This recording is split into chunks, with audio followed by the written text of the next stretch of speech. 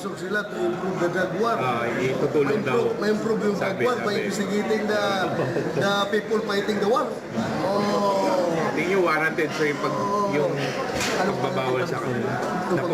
Na wag pumasok sa Pilipinas. Wag Well, payagan. ano yung stand ng presidente? Yung rin stand ko. Because, huwag kami yan. Batman and Robin kami. Di ba? Ano yung stand niya? Yung rin stand mo. Okay. As kayo sir, as legislator, tingin nyo, dapat pagwawalan yung outside interference. That's very clear pakikialam sa ating internal affairs. Diba? Problemahin nila yung ibang bansa nila, makikialam dito. Di ba? Kasi makikialam dito. And do you think justified yung pakikialam nila? Chuk.